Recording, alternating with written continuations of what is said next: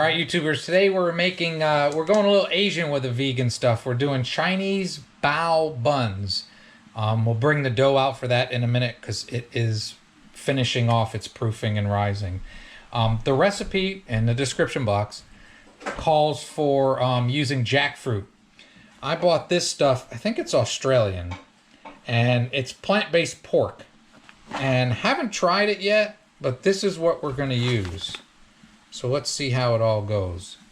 So here comes a few pictures of the box. You can pause if you want to. See, it's supposed to be good stuff. No nasties, the instructions, and pause here. Sorry, it's a little blurry.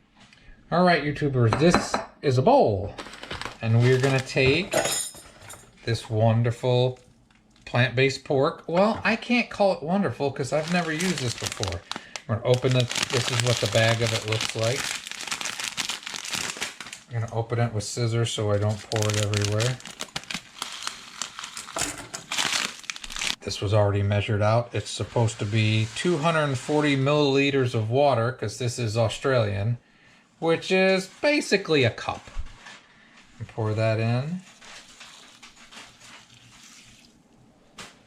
Like such.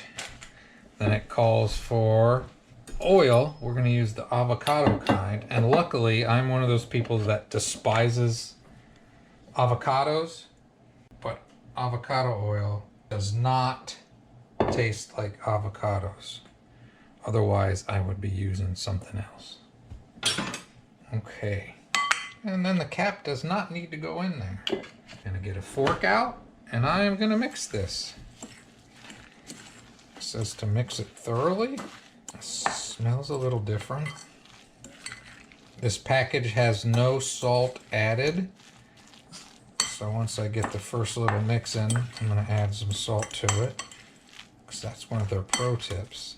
What we're going to mix with this is going to have enough salty into it. I was about to add salt, and I was told rightly so that adding what we got is going to have enough salt in it. So I'll keep mixing this, you come back.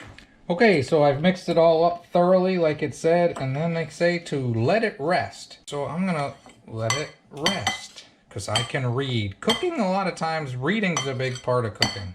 If you can do that, you're halfway there. Now we're gonna take that stuff, and we're gonna pour it in the frying pan, if I don't knock you guys over, and we're gonna cook it for a little bit.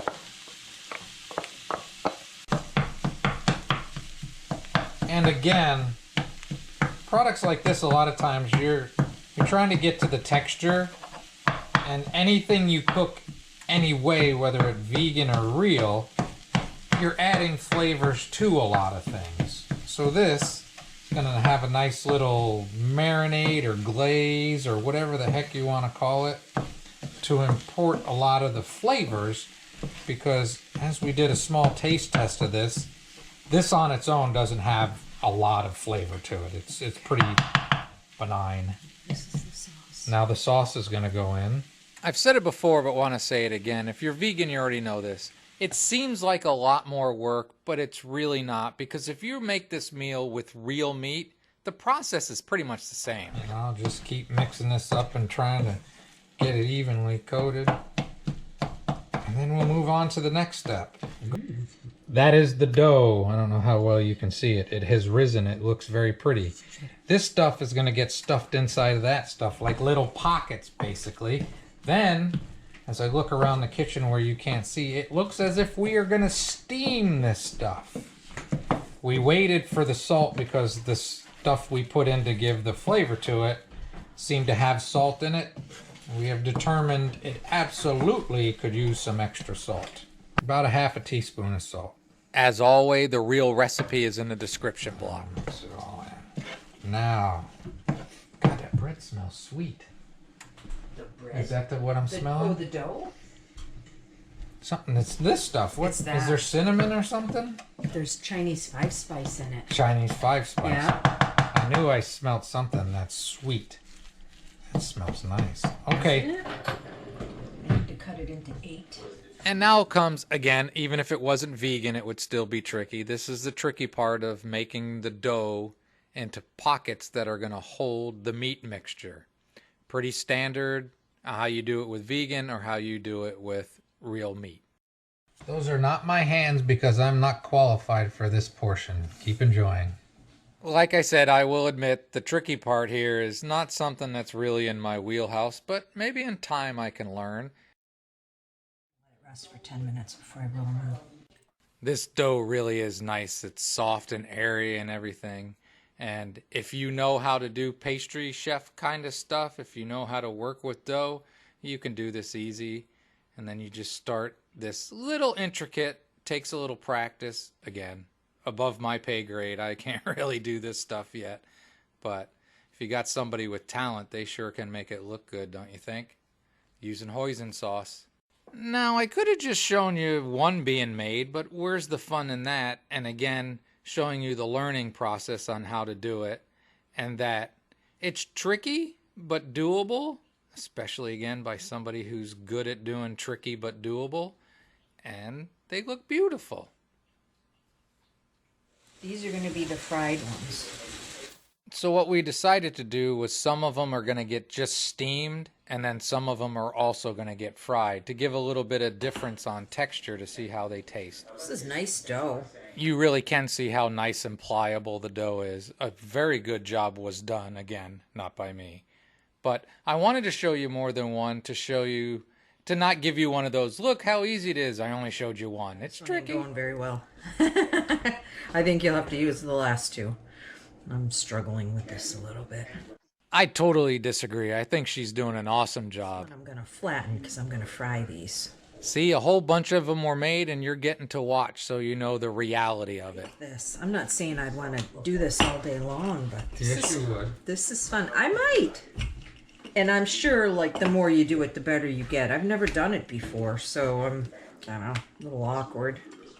Okay, I'm beating a dead horse here, but I'm sure by now you can see the job she's doing, that she's very talented and very good at doing this. Now, if I had been the one trying to fold these up like this, you might have gotten one decent one out of it instead of all these shots. Because I'm going to fry these. So make them a little bit flat. Very excited about this. So here I'm going to show you a little bit more of the process. It's kind of like a ballet of cooking. So for your enjoyment, I'll shut up and let you enjoy.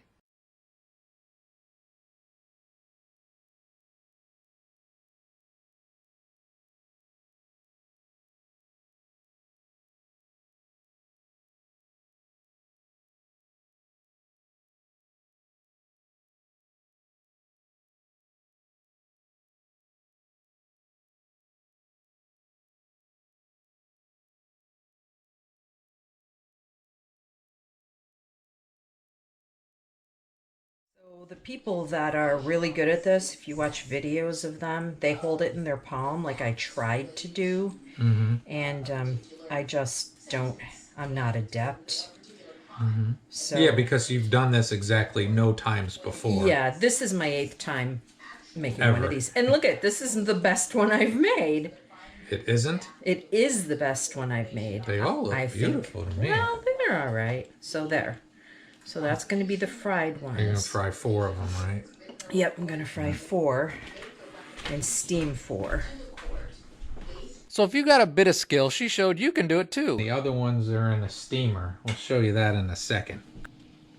There you go. 2 of them in there. They're in a steamer. We're not supposed to do that. Hope we didn't ruin our dinner to show you this on YouTube. GoPro. Alright, and there are the 4 we're going to fry. We'll show you those when they're done. Alright, these are the 4 that were fried and then also steamed. And they look spectacular. They're very hot. You did a great job of not screaming on camera. Here come the steam ones. Ooh, a lot of steam coming out. Those look good. I don't know. You don't know? I hope they're cooked. Here's 2 more. We'll We find hope out they're when we cooked. go into them. So that's what a stovetop steamer looks like. You can see that it's steaming. Of course, those fly over. Yum. I think I'm gonna eat one of each to start with. I think she did fantastic, so you can leave a comment telling her that if you like. And this is a nice soup that we made. Once again, I should not use the word we. I assisted. That's some hot sauce. And basically, I cut up some vegetables and she did all the good stuff. I'll show you ramen. Japanese ramen. This is going to be very tasty. Fly over. Asian noodles. Tofu. Mushrooms. Whiny dog. Green peppers, corn, some seaweed. There's no green pepper. I meant green onion. All right, I'm going to try the soup first with the green onions and the ramen noodles. Okay. That's really tasty. Some of the tofu.